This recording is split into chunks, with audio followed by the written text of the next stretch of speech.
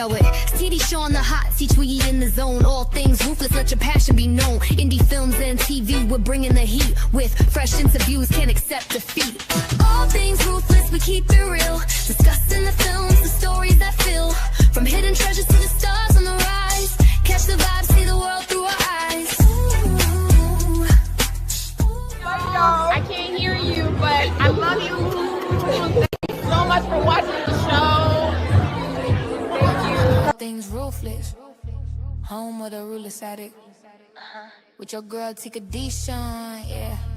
We tapped in. We active. Let's go. Don't forget to like, share, subscribe if you ruthless. You already know the vibe with the ruthless addicts. Live online, hit that button, stay locked. We outside where the ruthless addicts reside.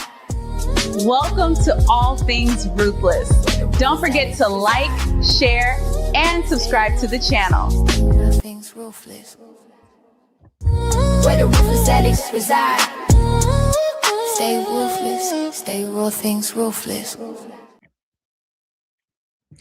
Hey, welcome to All Things Ruthless, where the ruthless addicts reside. It's your girl, Discusion, and we're here to dive into Tyler Perry's Zatima, Season 4, Episode 13, entitled Drive Me Crazy. Anyway, I'm just saying, they was all crazy, okay? But I was here for all the shenanigans, all of the shenanigans indeed. Before we get into it, I found out today that one of my favorite rappers that I grew up on back in the day, telling my age, passed away. So real quick, I just want to take a moment to say rest in peace to the one and only Rob Bass.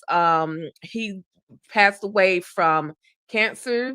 Of course, you know, a lot of people, celebrities, they don't really let us know as soon as they get sick with cancer or, you know, anything like that. And then we find out after the family lets us know that this person or this individual ended up passing away. So again, rest in peace to the one and only Rob Bass. So I want to take a quick moment just to play this and then I'll be right back.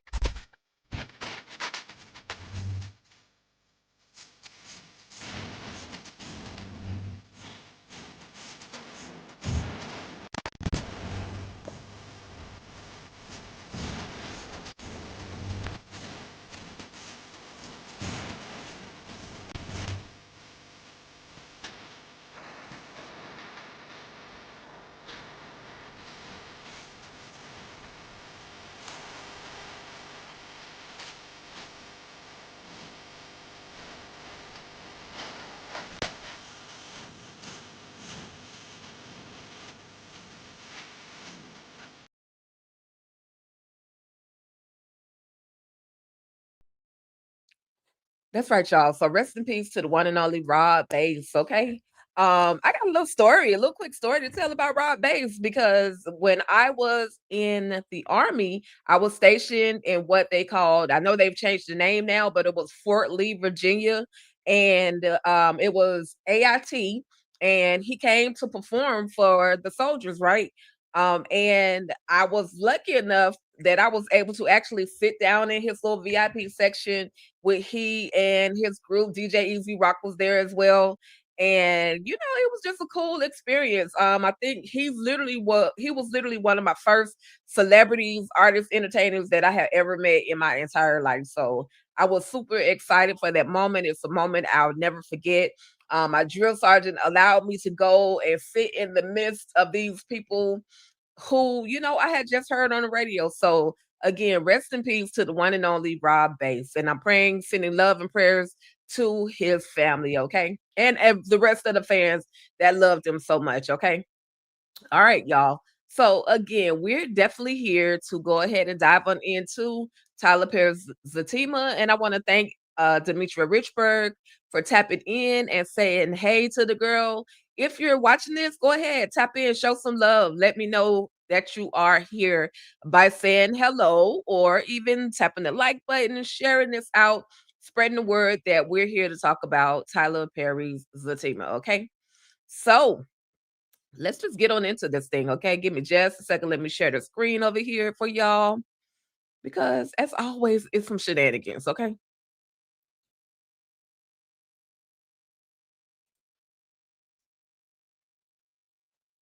Hey, all right, here we go. Here we go. So in this episode, like I said, this episode was entitled Drive Me Crazy. Now, in the last episode, we saw where Tony was about to get arrested, right? And so, whole time, Tony is saying, I'm a monster. I'm sorry. Like, just doing the exact most without even knowing what he was about to be arrested for. And so they're already at the courtroom, and you got Nate in the background talking about how you get arrested at the courthouse. Well, you get arrested by having a specific insurance or a tag reader come by and your name gets flagged, right? Or your tag ends up getting flagged. Well, this was the case with Tony.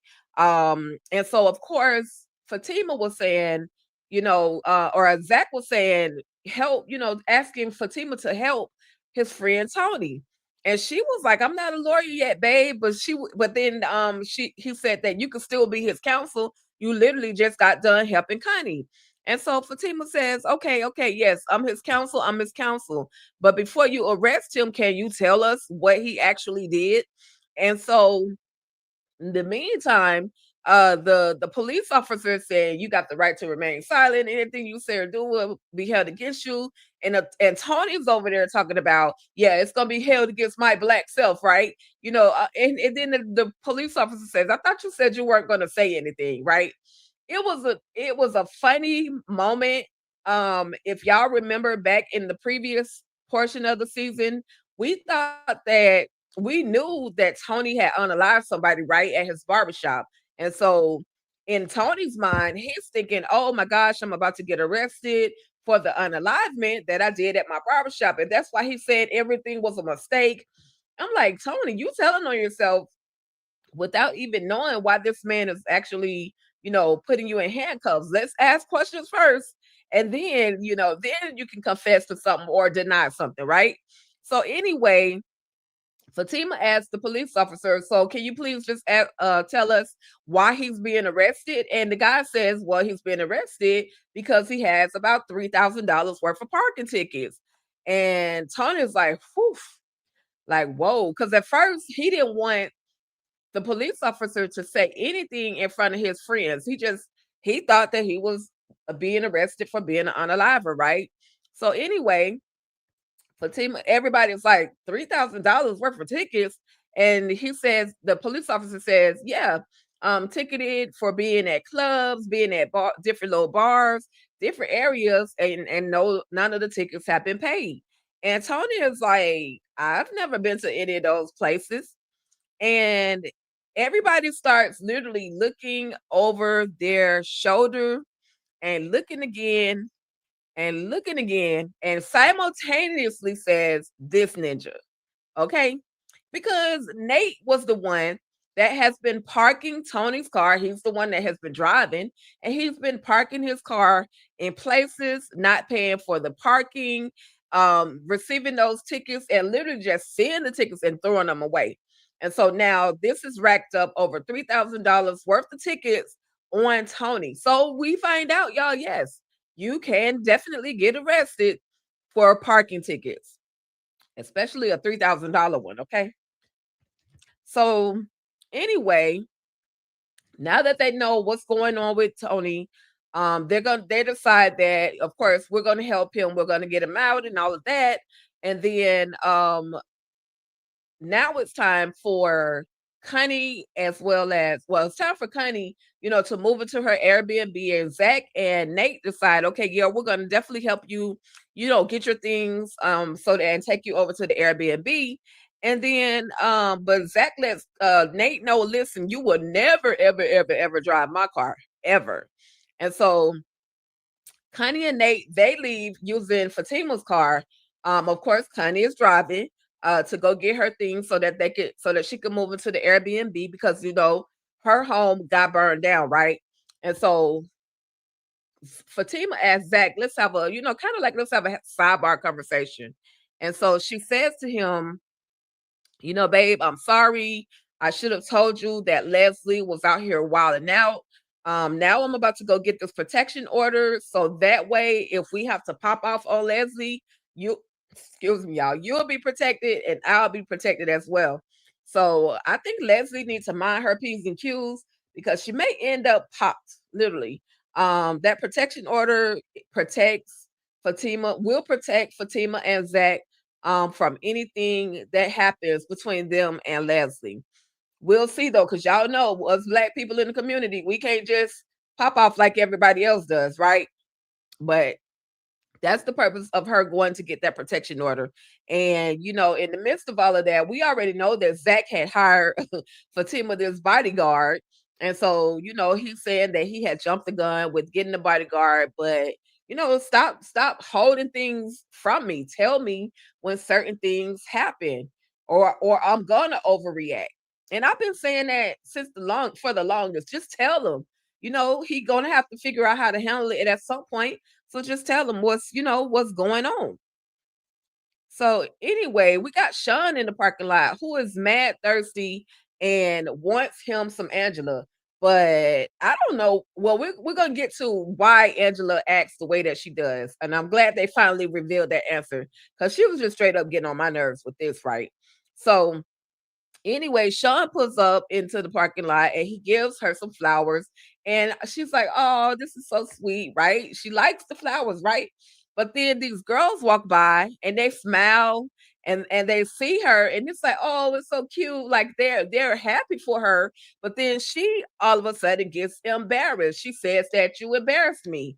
And I'm like, girl, what you mean she embarrassed you or he embarrassed you?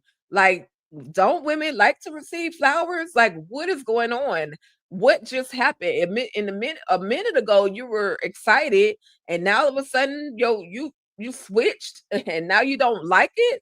So anyway, you know, she's telling him, "Listen, you're not my man. You're not gonna be my man." You know the way that Angela knows how to be so disrespectful towards men. And Sean who has the right, he takes offense to this and he's like, you know, I'm just trying to be a good man and trying to be your man. I'm not giving you, you know, I'm refraining from sex. So it's not all about sex, right? And so she's like, well, that's the problem. And, you know, he's trying to actually truly date her, but she doesn't want that. She doesn't want the commitment and she doesn't feel like Sean is the one for her. So Fatima sees her and she's got this whole little attitude on her face, this real pissed off look. And then, of course, Fatima sees Sean walking away and she's like, was that Sean? And, oh, you got flowers. And, you know, of course, Angela is just not happy. So Fatima sees this, and so they go inside of Fatima's office and they have the conversation. Like, what's the deal? You know, like, why are you acting like this, girl? It's just flowers. That's what you know, romantic. That's a romantic gesture that a man does, right? And so Angela is like, finally, no, there's a moment where she says to Fatima, well, everybody's relationship is not perfect like yours and Zach's. And Fatima's like, girl, you know good and well for yourself. Zach's and my relationship is not perfect, but we're working on it. We're trying. What's the theme song? Love ain't perfect, but we still working, right?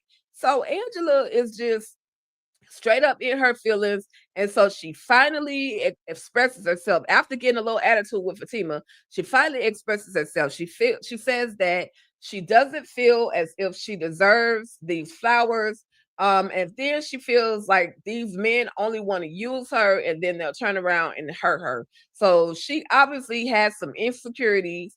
Angela, yes, I understand your insecurities, baby girl, but I'm gonna need you to go get some therapy. Okay. Fix all that because if you keep acting like this, you'll forever be alone. You say you want to be married and all these things, but acting like this, kicking, you know, men away, even good men, and you're gonna end up by yourself, with yourself, by yourself, for yourself. Okay.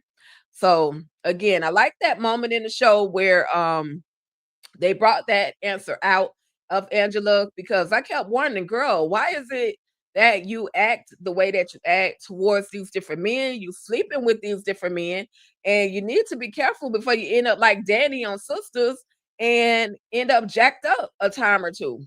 So anyway, moving right along, we finally get that conversation, right? So then we get to the Airbnb where Zach as well as Nate are helping Connie move into the Airbnb. This is just a temporary spot until they can get something bigger. They're going to work with their social worker so that she can get something permanent and bigger for her and her kids. Again, reminding you guys that Connie's apartment was burned down in that fire where her child, one of her children, the oldest one, Hakeem, he was trying to cook food for the other kids because Connie was on the couch. She had fell asleep after chemotherapy. So we as y'all know on the last episode, the judge really wants her to get her kids back, but of course she's got to go through the whole process and all the steps to do what needs to be done to, make sure that the kids have a safe home, right? And so Nathan, he also is saying that he's going to be helpful by coming and taking Connie to her chemotherapy appointments. Now, I don't know if I want Nate driving me anywhere, but we'll see. He could drive anywhere, probably just can't park, right? But he says that I'm going to help you with those chemotherapy treatments. I'll take you, whenever the days that you have to go. And then if you need anything else, just call us, let us know. And he and Zach are literally on the same page with that one, saying, let us know if you need something. Don't wait, don't not ask for help. That's how things, end up getting worse. And so she feels the love, she feels that she has support, which was why it made it hard for Connie to actually try to ask for help. She didn't want to feel like a burden, but now that they have assured her that she's not going to be a burden, she says, she points up to the sky and she's like, I'm going to make it. And I was happy for her. I was happy that she now gained some hope, because for a minute there, Connie was definitely giving hopeless. Like she was ready to tap out at any second, right? So now we see Tony at jail and he is allowed to get his first phone call. So he makes his phone call, and of course, I'm thinking he's about to call Zach or Nate, somebody to come and pick him up, bail him out or whatever, but he ends up calling Mr. Tyrone. And so Mr. Tyrone is like, well, why are you even in jail? And so he was like, well, Mr. Tyrone, you gotta hurry up and get me out of here. I'm gonna start telling. I'm just like, listen, be a dummy and tell on yourself you want to. Tony, you're gonna be locked up for a long time, right? But Mr. Tyrone is, of course, he's old school. He claims he doesn't have the money, but them older people, they be putting money away, right? So anyway, Tony says to him, don't you have money like put up in the safe? I thought you had that money. And so Mr. Tyrone asked him, well, what happened to your money? What happened to your money? Because Tony was saying that his bail was, that the tickets were $3,000, but his bail was going to be less than that. And so, Mr. Tony says, Mr. Tyrone says, okay, I'll come and get you, but I need you to go get somewhere, sit down, or go take a shower, but don't look down, don't bend down, don't do nothing. In other words, y'all know how the saying goes, don't drop the soap, right? So shout out to Mr. Tyrone for the comic relief in that particular moment, and hopefully soon on the next episode, Tony will be out of jail, right? So then we see Zach, and Zach is at his office, and he has secured the contractor. Now, y'all, if you guys can remember, Zach was having a hard time, balancing life and work, real life and work time situations, because Fatima is pregnant, very much so pregnant. And so Zach is getting flack from her from not being home, not doing the things that he's supposed to do at home, and then not spending time with her, those little things. But then he's getting flack from the fellas because he wasn't really pulling his weight with this whole business situation. So Zach is excited at this point because he's like, I finally secured the contractor to help us go lock this building down. So I think we're going to be good. And they're saying, well, I can, Preston says, well, I can, create, basically schedule a dinner for all us to go to. And Zach is like, yeah, okay. Then he starts thinking about that whole work-life balance situation then. And Preston is like, listen, man, don't worry about it. I got you. And then Zach says, okay, yeah. I got it. I'll I'll go out to I'll take this guy out. He needs to know exactly who I am. And so whole time they end up counting it up like we did it. Okay.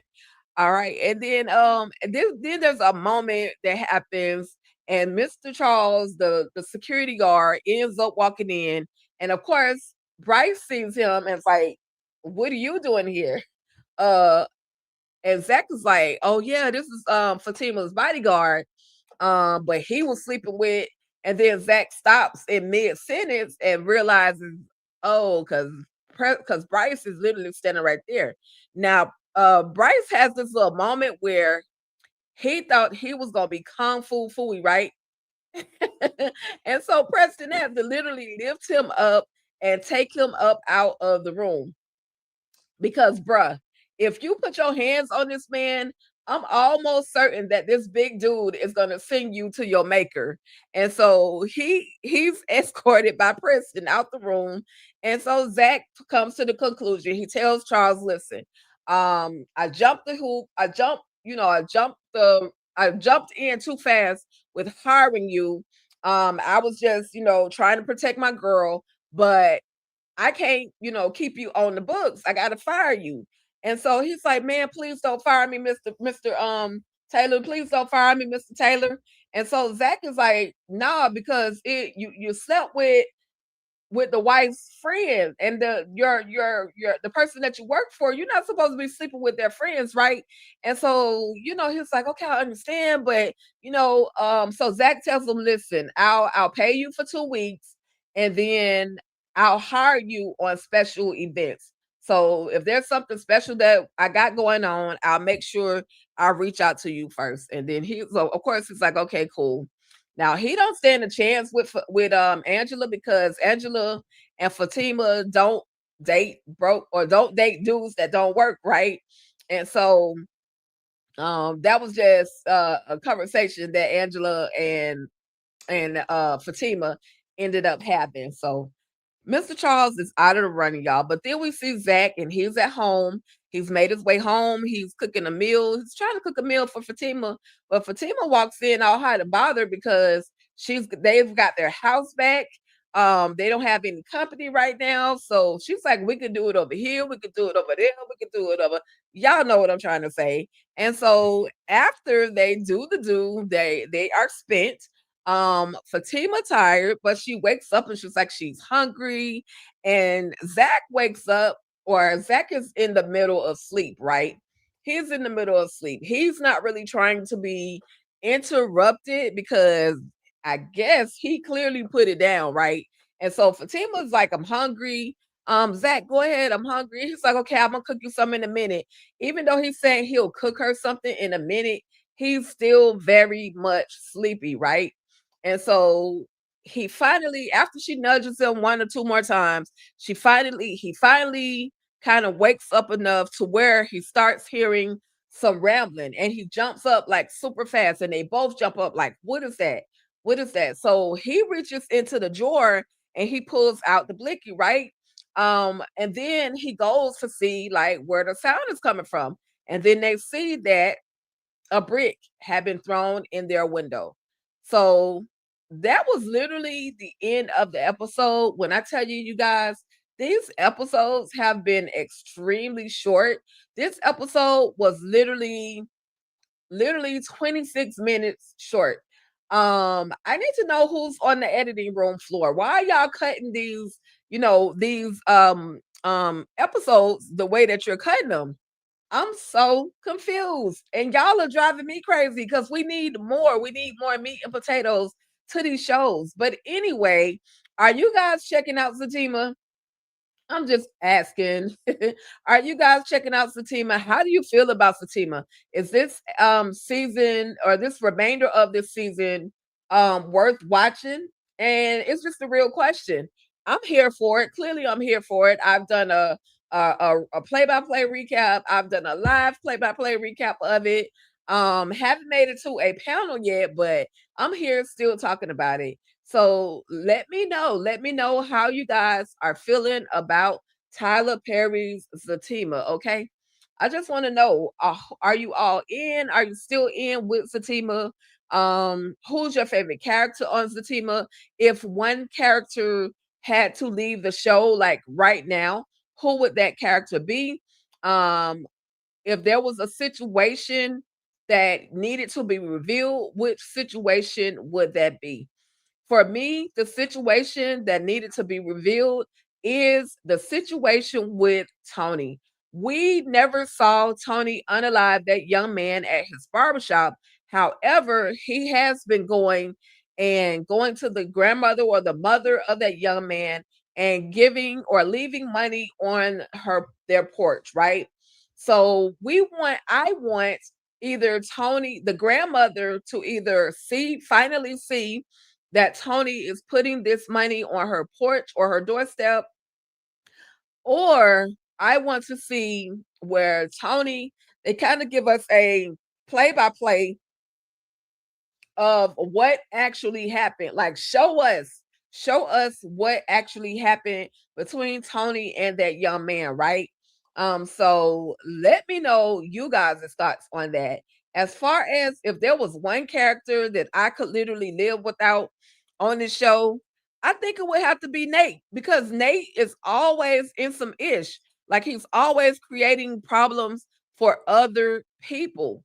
He literally serves no purpose but to cause havoc, create more havoc, and just work on everybody's nerves. Now, whether he has volunteered to help Honey with her, chemotherapy rides and all of that stuff, but he's a character that I could do without. This ninja, okay? With that being said, let me know again. Let me know you guys' thoughts. Replay gang. Let me know your thoughts. Okay, how you feeling? Who's your favorite character? And right now, Connie is my favorite character. I want to see an arc in her character. I want her to go from doing bad to doing really, really well. So, that is my favorite character. I've told you guys the character I could do without, which would be Nate. This one standing right here, I could do without him. And another character, because they didn't revisit Jeremiah's character. I would love to have seen some a character arc in Jeremiah, but I think the only thing they gave us is that Jeremiah is going to make his way over to rehabilitation, right?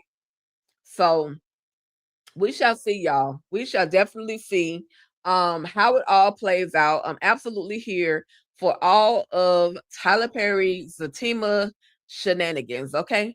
And y'all, I forgot to add this one clip. So, but let me show you this background actor at the jail. Like, this man earned his $100 and some that day, because this man I'm gonna get to the try to get to the picture, y'all. This man was in the background, and yes, I have done some background work before. And so, sometimes you can overdo it and sometimes you can underdo it.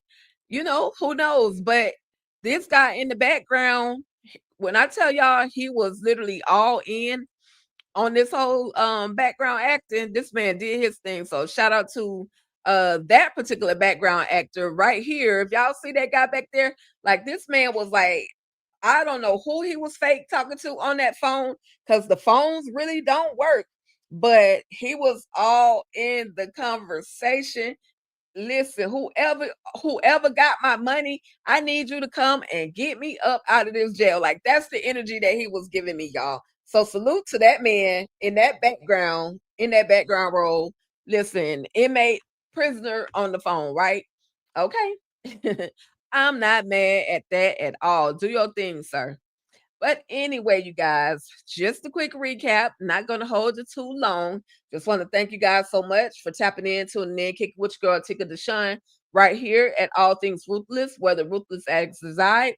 If you're new to the channel, finding me for the very first time, please go ahead, hit that subscribe button. If you like what you see, hit that thumbs up. And if you want to know more, tap that notification bell so that you can receive the reminders of all new Ruthless contents. Okay.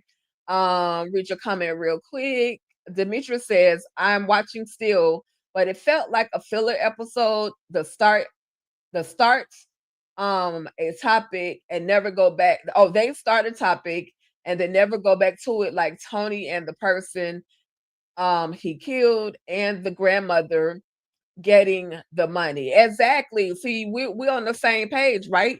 Because I want to know. I need them to, follow up with that.